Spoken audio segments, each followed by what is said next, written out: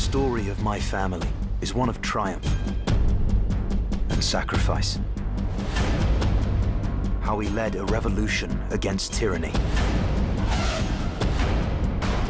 And now it falls on my shoulders to save my world.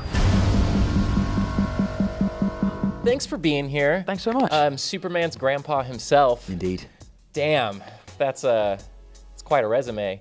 Yeah, I feel very lucky, yeah. Have you been giving Cavill any crap about being his senior? You know, I was actually working out, this is 100% true, I was working out with him in the gym, and he is so gigantic that I was too intimidated to give him grandfatherly advice. Brandon Routh is far more approachable. Oh. So yeah. It's good to know. But you did do the in a recent season 2 episode. You did the double punch. The double was punch. Was that sincerely a reference? Oh yeah, very much so. That was 100% intentional. Because the season 1 I did the George Reeves wink. That. Oh okay. So you are doing. Yeah, this very much so. No, the thing is, when you do this sort of stuff, when you're playing in a legacy that's this big, you have the opportunity to play with stuff like that. And right now, this is our time to tell this story. But as much as you want to pass it forward, you know, leaving it better than you found it, you do want to look back and say, you know, this is an awesome thing that so many wonderful people have been a part of over the years. That's fun, those references, those Easter eggs. Absolutely, yeah. Were any of those your idea? Can we look forward to more down the line? Oh yeah, the Henry Cavill punch was my idea. And there is a huge one in the season 2 finale, which is I can say it now, it's my tribute to Christopher Reeve. Oh. So. Are we the first people to hear about that? Yes, you are. I'm very curious. Exclusive. And you're not going to tell us exactly. I can't. I don't think you should, honestly. Okay. Usually I would dig. I will say I don't fly around Krypton to turn time backwards. Okay. But that's what it's not. But everything else is on the table. That would have been the speculation. Yes, so. yeah. Speaking of season 2, I think last episode was episode 7, right? Episode 6 is just aired. So we're on episode 7 this week. We're juggling a lot of characters, villains, arcs. You know what I mean? There's a lot going on. Zod, Brainiac, Lobo, right? I mean, is it going to be boiled down in the end to just you and one villain coming to blows? What can we look forward to? There's so much going on, and the wonderful thing is that we want the stories to continue. And as within real life, there are no heroes and villains. You know, there's people who are compelled to do what they feel they need to do. But also, as in with the real world, very often relationships don't have that sense of closure. But what this show, is particularly this season, has always been about is General Zod. So that's what's coming up for sure. Although the last 2 episodes of this season are the biggest episodes we've ever done, probably the biggest episodes that DC TV has ever done, and that is for many reasons, but one of the biggest is Doomsday. Right, yeah. Right. Anything in particular that you had a good time filming on set? Oh gosh. Big events happening towards the end of the season? I mean, episode 9 is probably one of the most epic things I've ever done. I can't tell you anything about it because I don't want to spoil anything. Truly, that is the episode that you put your phones down, get a massive box of popcorn, and watch it on the biggest screen you possibly can. It's like a movie. It's incredible. I'm clearly trying to milk spoilers out of you, but of course, I'm a pro at this. Is episode 9 the most physically taxing episode that you filmed so far? No, it was episode 10. Oh, really? Yeah, I mean, episode 9 was pretty taxing, but then 10 was. It's a big finish for sure. Any events or stunts in particular that you found yourself pretty struggling with? You know, it's part of the job, and I actually really enjoy it. Like, fight scenes don't take anything out of me. Like, I really like it. I'm happy to do that. I want to perform as much as they possibly will let me. The most taxing stunt that I've done on Krypton was the end of season 1, where I'm being sucked into the Phantom Zone. I was hanging upside down for about 7 hours for that in a rig.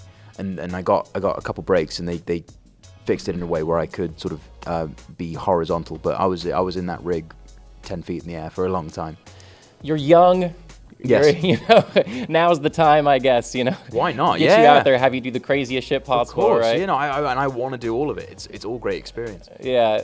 This universe is obviously a super familiar universe. Yeah. That's what makes it fun. Yeah, of course. But what about Krypton in particular sets itself apart from that larger Superman DC world? Well, I think that's the thing, is that Krypton is its own story. We've established at the end of last year, and very much so with this year, that this is our own universe, that within the multiverse, this timeline has diverged, that we can go anywhere with it. And the amazing thing is we have the toy box of the DC universe to play with. We have the wonderful legacy of Superman, but also because of time travel, we can tell whatever story we want now, which is truly incredible. It's such an incredible opportunity to be able to do that. Yeah, speaking of that, there's, Lobo spinoff coming, right? Yep, absolutely. So your show is already just shooting other shows out into this universe, It's an amazing thing. We feel so lucky, and we're so glad that people have responded to it so well. Are there any other places that you can see the Krypton universe going? Any characters that you could see having their own sort of adventure outside of the show? All I'd say to you viewers is watch to the very end of episode 10. Damn. We're about to find out something heavy. Oh, yeah. I'm not going to ask. I can't tell. Okay. This is, Krypton, just as a place, is something that's referenced frequently, but never is there really a show or movie that dives in strictly showing what's going on there, right? Yeah, for sure. So this is our first, exclusive look into what's going down on Krypton. Yeah. Why do you think we've chosen to do that now? Is it the technology has gotten us to a point where we can do it justice on screen? Yeah, I mean, I think it's all of those things, but also I think we're at a place with comic books and comic book media, whether it's the books, the TV shows, the films. We've had so many brilliant movies and TV shows that we can sort of deviate from the norm now. We can sort of tell stories that aren't origin stories. We can sort of tell what-if stories. And our story is, as much as it's a science fiction story about Krypton, it's really an Elseworld story. It's a story about a divergent timeline, which is fascinating. And 10 years ago, people didn't really know enough about comic books in the mainstream to be able to go along with that. But now we're at a place where we can be really bold and really risk-taking in our storytelling, and the audience will come with us.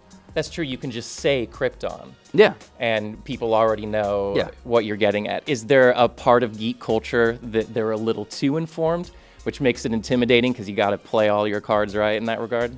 I think it's only a good thing. I'm one of those people. I'm a huge nerd. I've always loved Superman. I've always read comic books, and I understand that it comes from a place of passion. And these are people who just want you to get it right. No one wants to see a bad TV show.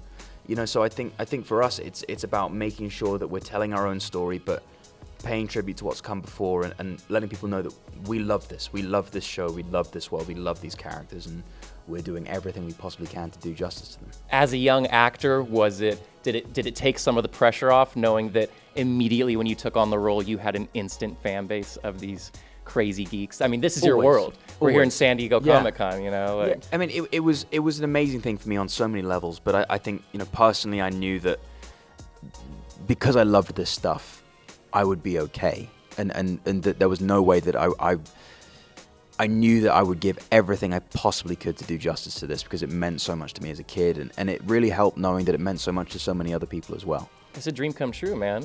Literally. The story of my family isn't about how we died. It's about how we lived.